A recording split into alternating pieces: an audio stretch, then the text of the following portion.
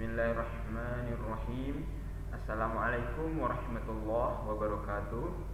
Alhamdulillahirabbil alamin wassalatu wassalamu ala asyrafil anbiya'i wal mursalin sayyidina wa maulana Muhammadin wa ala alihi wa ashabihi ajma'in.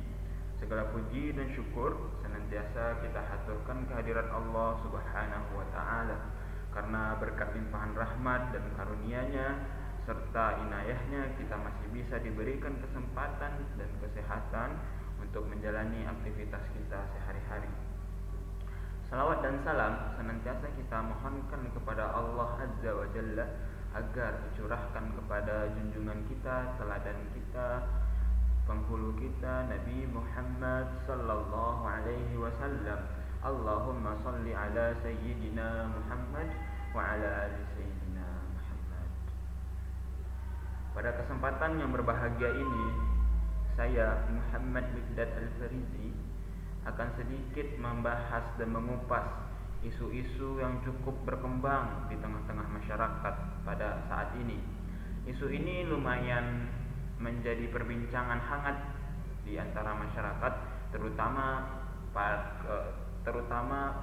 pada kalangan elit, pemimpin-pemimpin yang ada di negeri ini, dan paling hangat diperbincangkan di tengah-tengah masyarakat, baik yang awam maupun kalangan akademisi.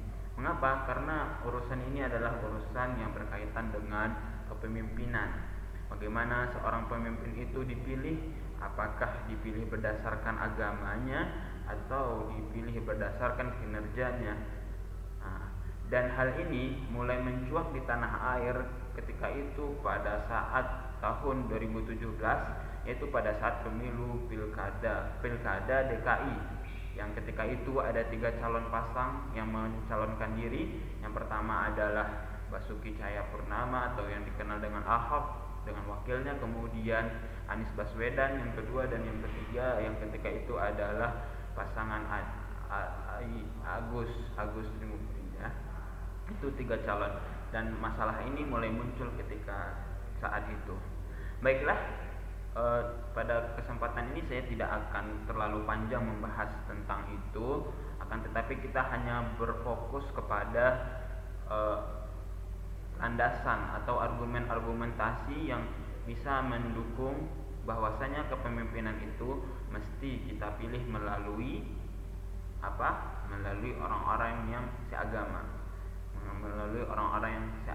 dan atau yang bisa disebut juga dengan seakidah. Pertama, saya ingin menyampaikan bahwa di sebagian besar negara di dunia ini, mereka mempunyai pemimpin-pemimpin yang pemimpin itu adalah orang-orang yang terambil dari mayoritas masyarakatnya.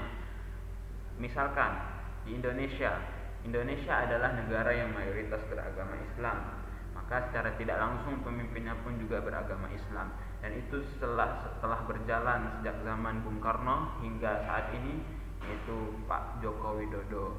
Kemudian kita lihat juga di beberapa negara Timur Tengah yang mewajibkan atau menganjurkan. Saya tidak mungkin mengatakan mewajibkan ya, tapi saya hanya mengatakan menganjurkan atau sangat menekankan bahwa pemimpinnya itu adalah orang yang harus beragama Islam, seperti negara Tunisia, Mesir, Aljazair, Iran, Malaysia.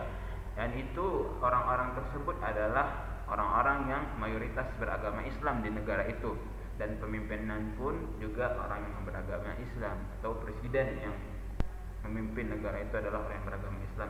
Begitupun di beberapa negara, tidak hanya negara Timur Tengah, tapi juga ada negara-negara Barat seperti negara di Amerika, Eropa, dan beberapa daerah di Amerika Latin. Semuanya itu adalah pemimpin-pemimpin yang seagama dengan rakyat yang mayoritas. Sangat kecil kemungkinan ada mayoritas rakyat yang misalnya beragama Muslim tapi dipimpin oleh pemimpin Kristen, atau rakyat yang mayoritas beragama Katolik misalnya dipimpin oleh pemimpin yang beragama Islam. Itu sangat kecil kemungkinan. Nah, itulah dasar yang pertama saya menganjurkan bahwasanya pemimpin itu adalah orang yang mesti seagama, tidak hanya melihat kinerja saja. Kemudian yang kedua, kita melihat sejak zaman Rasulullah SAW ketika beliau diutus menjadi Rasul, kepemimpinan itu telah dipimpin oleh umat Islam, dan umat Islam berjaya ketika itu dari segi historis maupun dari segi normatif. Bisa kita lihat dari ayat-ayat Al-Quran yang disampaikan oleh Allah Subhanahu Wa Taala secara langsung kepada Nabi. Walaupun ayat-ayat tersebut masih memiliki beberapa penafsiran, tapi tidak terbantahkan bahwasanya ayat-ayat itu secara tidak langsung menyuruh umat Islam khususnya untuk memilih pemimpin yang seagama. Dan nanti akan saya sampaikan beberapa dalil-dalil ayat Al-Quran yang berkaitan dengan itu. Baik, secara historis, sejak Rasulullah SAW diangkat, sejak zaman Rasulullah hingga masa Khulafaur Rasyidin yang 4, dimulai dari Sayyidina Abu Bakar, Sayyidina Umar bin Khattab, Sayyidina Utsman bin Affan, Sayyidina Ali bin Abi Thalib, semuanya adalah pemimpin yang beragama Islam. Baik itu dan para gubernurnya pun juga atau yang mengurusi urusan tersebut adalah orang-orang yang seagama. Sampai nanti ketika masa pemerintahan dinasti Umayyah, dari situlah baru muncul. Itu dari segi historis atau sejarah. Kemudian kita berangkat kepada segi normatif, dalil-dalil yang disampaikan oleh Al-Quran. Banyak ayat-ayat Al-Quran yang berbicara tentang kepemimpinan, tapi pada kali ini saya akan menyampaikan 3 ayat, dan ayat ini cukup populer ya di telinga kita umat Islam. Bagi yang sering membaca Al-Quran mungkin tidak asing lagi dengan ayat-ayat ini. Pertama, kita bisa melihat dari ayat yang tercantum di dalam surah Ali Imran, surah yang ketiga, ayat 28. Itu Allah Subhanahu Wa Taala berfirman, la yattakhidhul mu'minuna al-kafirina awliya'a min dunil mu'minin.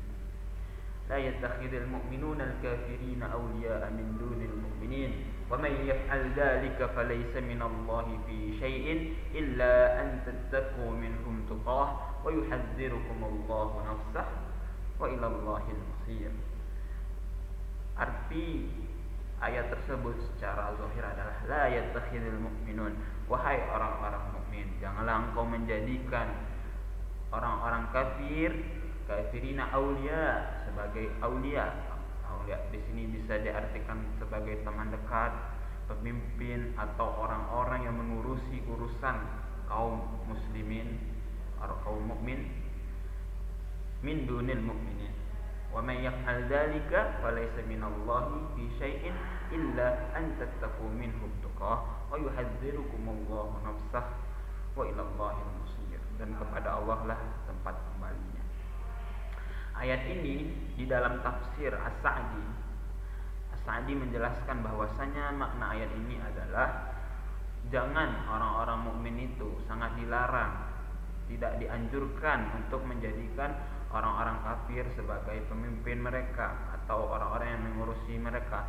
Mengapa? Karena orang-orang kafir itu mereka mungkin saja di dalam hati mereka itu ada kebencian kepada umat Islam, dan itu pun juga mengikuti yang dilakukan oleh orang-orang munafik.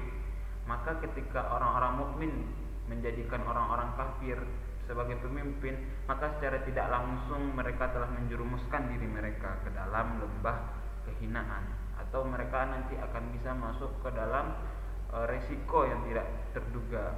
Karena bisa saja orang-orang kafir itu melakukan hal-hal yang sangat tidak dianjurkan. Misalnya ketika mereka memimpin nanti mereka menghalalkan khamar yang jelas-jelas diharamkan oleh Islam, atau mereka membolehkan makan daging babi, atau prostitusi dibuka secara bebas sehingga orang-orang bisa berbuat zina di mana saja.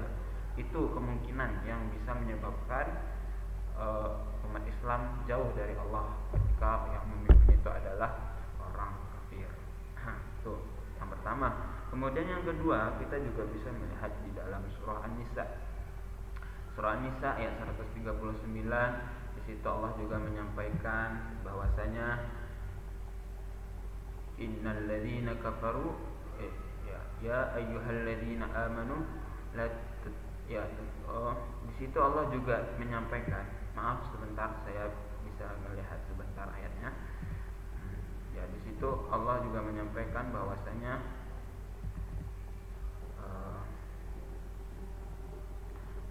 di situ Allah menjelaskan di dalam surah An-Nisa ayat 139 Allah menyampaikan bahwasanya ya alladzina yattakhiduna al-kafirina awliya'a min dunil mu'minin alladzina yattakhiduna al-kafirina awliya'a min dunil mu'minin ayabtaguna indahumul izzata fa innal izzata lillahi jami'a. Janganlah menjadikan orang-orang kafir sebagai pemimpin. Itu dua dasar secara historis dan normatif. Kemudian mengapa kita tidak boleh memilih pemimpin itu dari orang kafir? Di sini ada beberapa ayat juga yang menjelaskan dari surah Al-Mumtahanah, surah At-Taubah, Al-Maidah, Ali Imran dan lain-lain. Kenapa? Secara umum itu menjelaskan bahwasanya orang-orang kafir itu adalah musuh bagi kaum muslimin. Tidak percaya dengan keyakinan yang dianut umat Islam. Jika mereka berkuasa nanti, mereka bisa berlaku sewenang-wenang terhadap umat Islam. Itu sangat dikhawatirkan dan buktinya bisa kita lihat ya nanti. Ada beberapa bukti. Setelah itu, kita tidak berbicara tanpa adanya perkataan ulama, karena ulama adalah panutan dan acuan umat Islam. Salah satunya adalah Syekh Wahbah Az-Zuhaili, seorang pakar tafsir dari Syria.